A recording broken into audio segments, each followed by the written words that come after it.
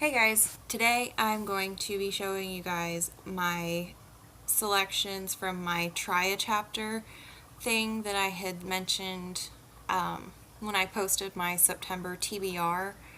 The first things I'm going to show you guys are the ones that I am keeping. One of these I'm still waiting on the audiobook for, so I haven't really tried it yet. And so for now I am keeping it, but I may unhaul it later. But because my husband's coming back from field training on Wednesday and we're going to McKay's next weekend, for now I am keeping it. And that first one is Anathema by Neil Stevenson. I am backwards today. Just a heads up, I know the shadowing with this is horrible. I had to turn my living room light this direction because the lighting in my apartment sucks. I have no overhead fixtures, so that's why most of the time if I'm filming during the day, like it's getting dark outside right now, that's why I turned my light, but if I'm filming during the day I look like completely washed out and pasty because it's all the natural light coming in from the window that's right there. And then second thing I'm going to give you a heads up on, if you hear faint meowing in the background, that's our foster cat, and she's upset because she's not being allowed to roam the house because my cat will get aggressive with me if I let the foster cat roam the house. So she's fine, she's just being annoying. And the shadows are probably going to be really annoying too, so I'm sorry. Anyways, I know nothing about this. All I know is that it is massive, and it was in the fantasy section at Half Price Books for $2-3. So I was like, what the heck, I'm gonna try it. I'm still waiting on the audiobook. I tried reading this myself, and if I was just going off of trying to read this myself, I would not keep it, but because I'm waiting for the audiobook, I'm gonna hold on to it because I have faith that if I can hear kind of what they're saying and not have to think about and process completely on my own what they're saying, then because the back and forth, like I don't know why I can't think of the word, the conversations is just it's really weird. So I feel like maybe having the audiobook will help me out, and if it doesn't, then that would be the reason for me to unhaul this book. But for now, I am going to keep it, and hopefully the audiobook helps me out with understanding the conversations and the direction these conversations take, and on my own, no clue. Okay, the next four I'm going to show you guys are all by Tad Williams. The first one is a standalone of his. It is called The War of the Flowers. I did only read about a chapter and a half of this. The first chapter starts off with, who is he? What's his name? Theo? Yeah, Theo. And I think it's set in modern, not really modern, like our year modern, but it is still kind of modern because in the author's note at the beginning of this, he had originally planned for an event to happen in this book that was extremely similar to the circumstances of 9/11, and in order to not cause controversy and upset a whole lot of people with just basically reiterating what happened, he tweaked this event just enough that it is not exactly what happened on 9/11, but it is still, it's not changed so much that it affected the plot. And that's kind of one of the things that's keeping me holding on to this book, is that I want to know what event in this book coincides so closely with what happened and the details of what happened during 9/11. That and the cover just looks really cool. I really like that cover. And then the next three are the Memory, Sorrow, and Thorn trilogy. Here in a little bit, when I do the books that I am unhauling, you're going to see two mass market paperbacks, and those two mass market paperbacks equate to one of these books, and that's the third book, which is To Green Angel Tower. The first two books, the first book is The Dragonbone Chair, and the second book is Stone of Farewell. So I am holding on to these. I'm going to probably check out the audiobooks from Overdrive because I've seen them available for these three books for a while. So maybe next month I will get those and binge through this trilogy, and then my H.P. Lovecraft not Harry Potter. I can see my Harry Potters up there, that's why I'm like Harry Potter.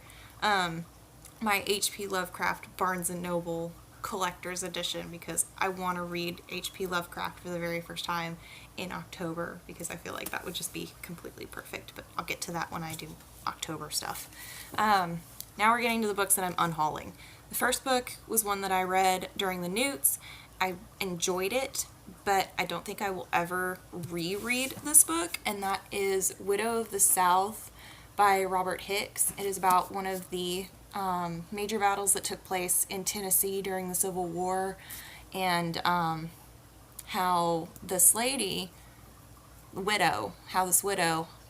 basically turned her house and her yard, her land, into a graveyard for all of the men that died in that battle. The house is actually being converted into a museum in Franklin, Tennessee, and I told my husband I really want to go see this house because I think it'd just be really creepy, really cool to go see that house.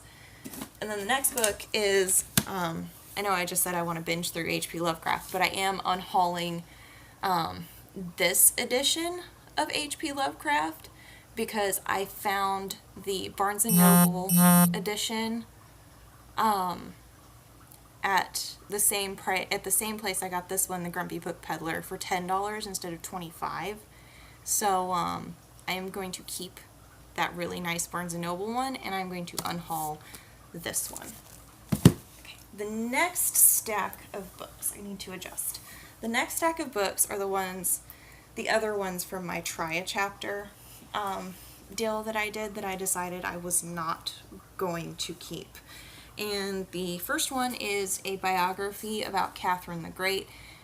She was one of the empresses of Russia during the late 1700s, mid to late 1700s, and there was a lot of just what I felt like was excess background information.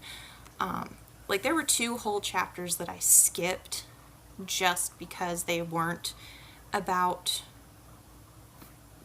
they weren't part of what I felt like I needed to know about Catherine. It wasn't about Catherine. It was about completely different people. So I was just like, you know what, it's not getting anywhere. There's just way too much excess background information.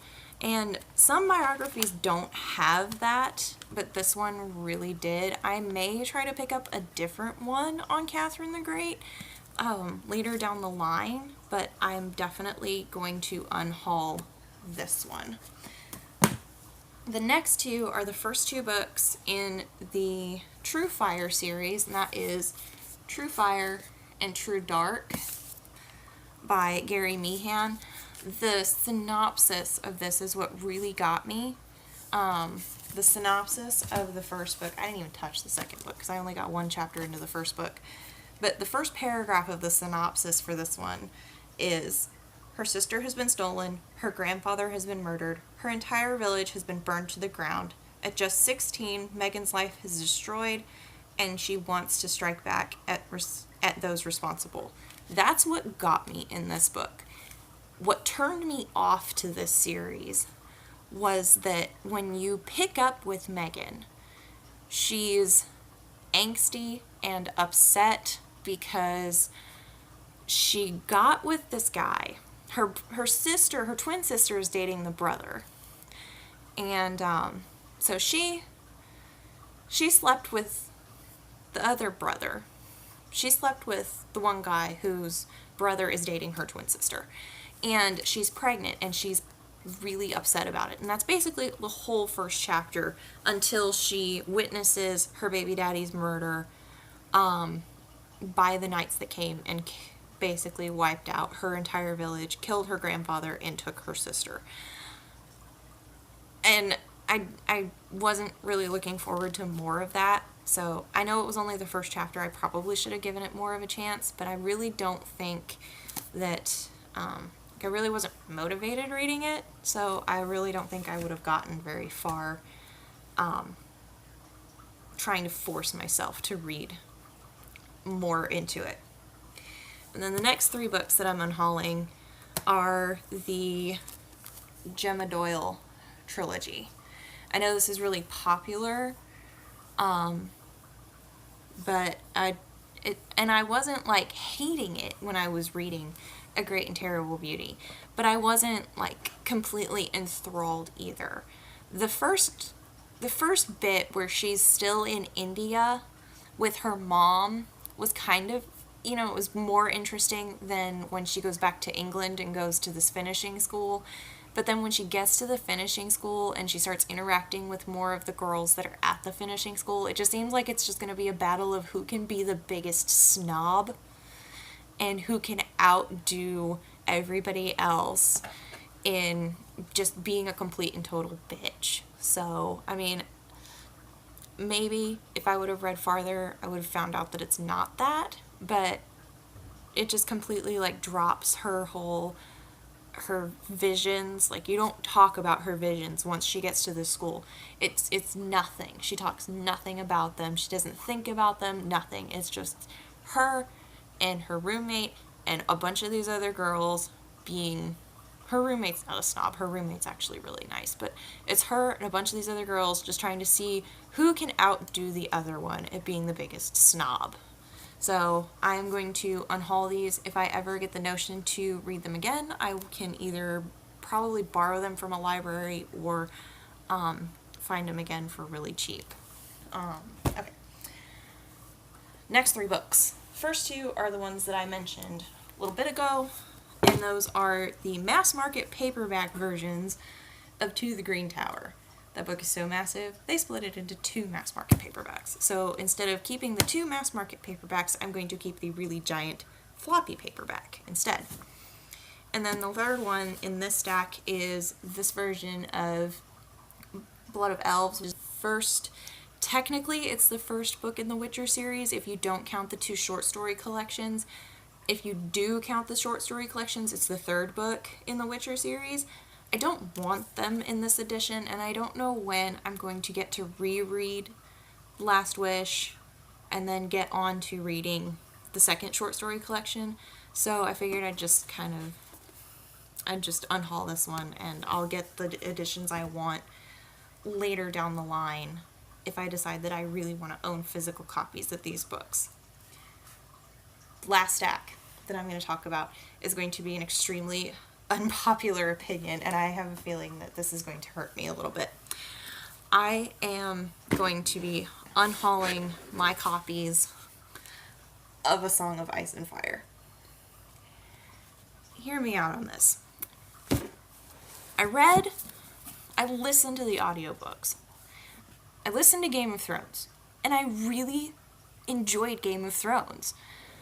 Stuff was happening, just things. Things happened in Game of Thrones. And then we got halfway through Clash of Kings. Nothing was happening. There was 0 plot progression in this book, and it was putting me to sleep. I was driving while I was listening to this, and it was making me really sleepy and really tired, and that is a bad thing. So I DNF'd this book, and I DNF'd the series probably about 4 or 5 years ago, and still no 6th book. Come on.